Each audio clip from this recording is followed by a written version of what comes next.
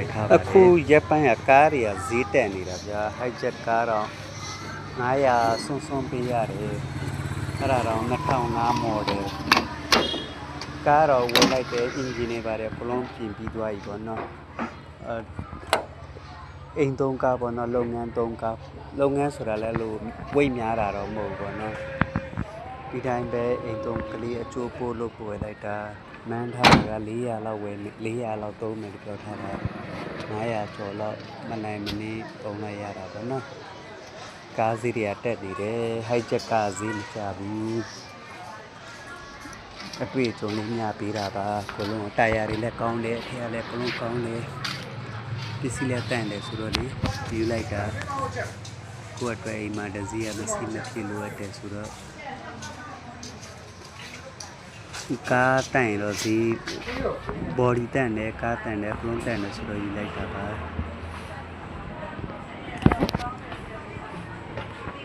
ဒီမန်လေးလိုင်စင်ပေါ့နော်မန်လေးလိုင်စင်ဝယ်ထားတာiJack 2005 model ဟုတ်တယ်2010 model ဆို900တွေရော900ကျော်ကျော်ဆိုတော့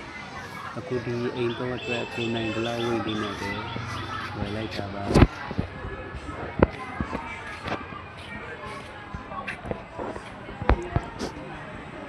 ကားစီးနှုန်းတက်တယ်ဗျာကားစီးတွေကတက်နေတယ်အခုအချိန်မှာလဲရိုက်နေလားအဲ့ဒါကျွန်တော်ကားပါလို့ဒီလိုရိုက်လေကိုကြည့်ဒီလိုကားဟောဒါကျွန်တော်ကားပါ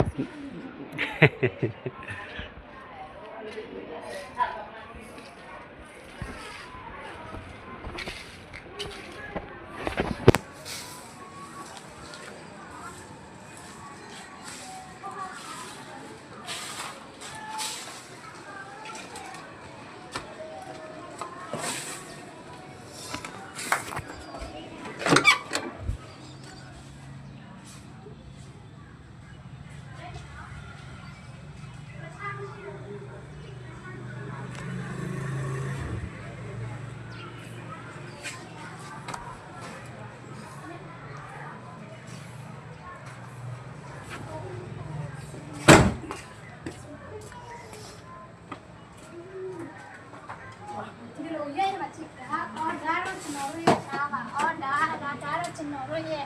မိမိပါကိုစမလား